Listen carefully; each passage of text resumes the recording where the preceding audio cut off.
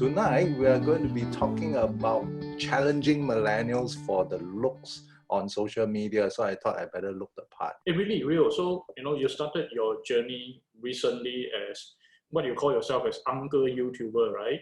Was really, looking good on the top of your mind, when you started this journey? One of the main things that we want to achieve is to attract people to come and consume our content and so on, right? So for me, at my age, to start out on YouTube, I thought that was already some sort of a contrast, right? So when I put the two words together, uncle and YouTuber, it creates that kind of a contrast which will make people sit up and circumvent the part that we are not looking as good as the youngsters.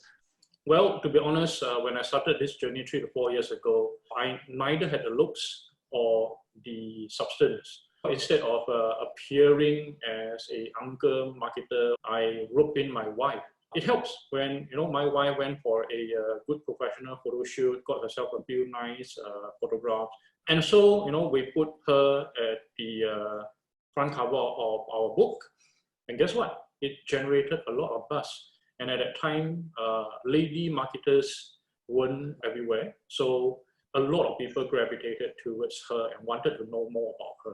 So when it was time for me to join in the branding as a couple, I think that helped a lot. What you mentioned just now was very interesting in the sense that you stood out. First of all, your wife stood out because there were not many ladies back then. And then the next moment, you have a couple, which was also not common. That is really the key. How can you stand out, right? And create some sort of a differentiation? That would be the key in terms of creating a look to attract people's attention. And I guess one of the things that we Gen-Xers can stand out, in my opinion, a lot more than our millennial counterpart is in our contents. At the end of the day, I think people don't necessarily want to keep looking at something attractive, but without the substance. When it comes to Gen-Xers who are entering this digital marketing space, what essentially are you trying to sell? What is your product? What is your service? What is your business? And if we can expound on that a lot more in terms of our content, then it makes a lot of sense. I do see a lot of people producing content, but in actual fact, it is very much borrowed content in the sense that they saw something somewhere, they read about something somewhere, and they just produce something out of those things that they have seen or learned. It is repeated but presented as if it is theirs. When we share our experiences, that will provide the authenticity and also the relatability. For myself, I was very clear of the target audience that I wanted to reach. So every time I produce content, I will tend to provide a particular point of view, and that would be my signature look. Not the physical look, but the tone of voice, the point of view became my look.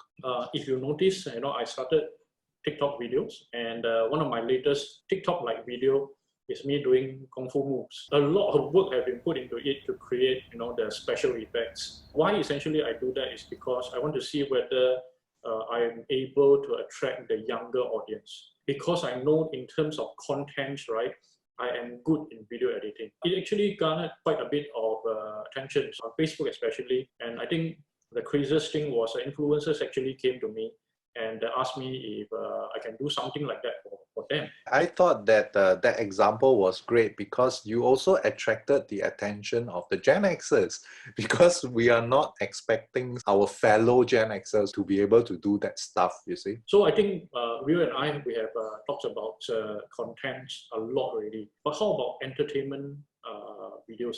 The more superficial ones, but equally important because we need this to get people to continue to want to follow us. Why do we buy a book before we read it? If we are to buy a book because of contents, then generally speaking, we should be doing the same thing like we did in restaurants, where we eat the food first, then we pay for it. But people buy book because of the context, why they wanted to buy the book. If we can find the context of why people want to watch our videos, what are their wants, what are their needs, and we cater to them, we answer their whys, we put in that context, then I guess it is easier for us to gain the followers and gain eyeballs on our videos. Actually, that is really point of view, right? Because the point of view is essentially the context that you are giving to the content that you are delivering. When we provide our unique point of view, we provide our unique context for the same material, for the same topic.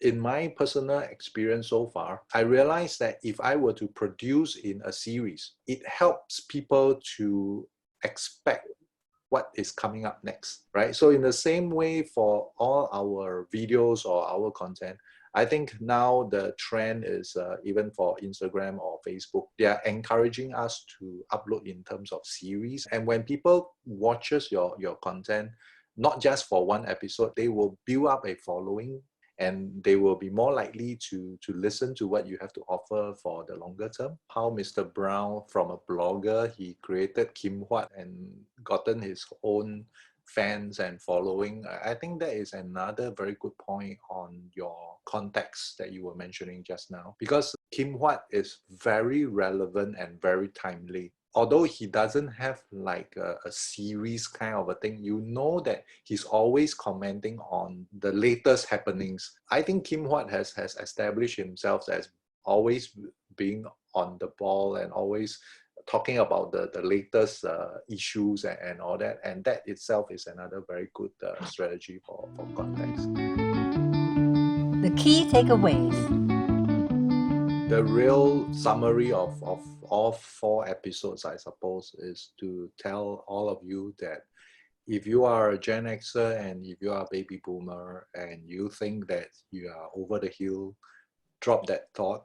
Definitely there's work to be done if you want to come into this foray, but it is not too late. It is still okay, because you do have people that have gone before you and who have learned all the lessons the hard way. So don't lose heart and just dive in and enjoy the process and enjoy the journey. Well, I just can say that don't analyze until you're paralyzed. Just do it, Doesn't really matter you're not perfect. Doesn't really matter you don't look good.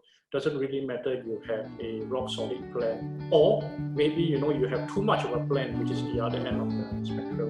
Just do it. Just put yourself on video, put it out. But if you don't start, and we don't have a lot of runway as compared to the millennials and the Gen-Zs.